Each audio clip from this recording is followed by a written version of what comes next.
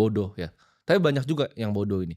Akibat kebodohan mereka apa? Mereka tertipu dengan investasi bodong biasanya. Contohnya seperti robot trading, ditawarin, "Oh ini ada robot nih bisa 10% sebulan." Orang miskin nih paling percaya hal-hal begitu, yang nggak kerja, yang mudah, yang gampang. Tapi kalau disuruh, "Oke investasi ya, ini lu pelajari nih ya, cara perusahaan bekerja tuh seperti ini, laporan keuangan tuh cara bacanya seperti ini, rasio keuangan tuh seperti ini cara bacanya." Mereka, "Aduh susah, ribet, pusing, nggak mau." Tapi ini ada robot nih 10%. Mereka ke robotnya. Mereka kena tipu, uangnya hilang semua, habis itu mereka tidak pernah lagi mau yang namanya investasi. Mereka anggap semua investasi adalah penipuan. Ketika keluar Bitcoin, oh Bitcoin itu scam. Ketika ada properti ini pasti scam. Karena dulunya mereka pernah ketipu, karena kebodohan yang mereka punya sendiri, mereka kena iming-iming dari teman, hidupnya jadi berantakan. Orang kaya itu melihat uang itu sebagai benih yang bisa tumbuh. Setiap rupiah yang gua hasilkan dari gua masih kecil, itu gua anggap sebagai benih yang bisa gua tumbuh untuk jadi pohon yang besar di masa depan. Gimana caranya dari uang yang sedikit ini, itu bisa ke depannya bisa jadi gunung ya, bisa jadi uang yang menghasilkan uang lagi. Bukan uang ini gua habiskan untuk beli sepatu.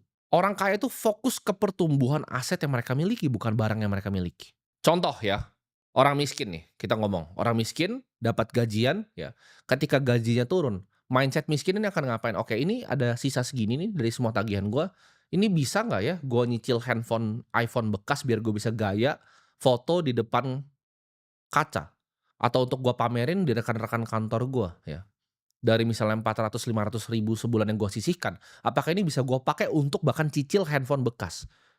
Kalau orang dengan mindset kaya, ya, mereka punya pikiran yang berbeda, "Oh dari 400 sama 500 ribu ini, apa yang bisa saya lakukan?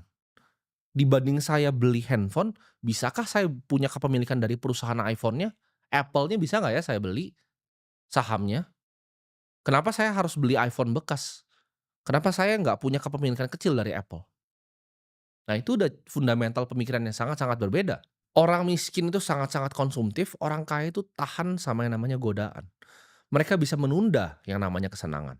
Ingat, bangun aset dulu, gaya hidup itu nanti, ya ketika sudah punya cukup.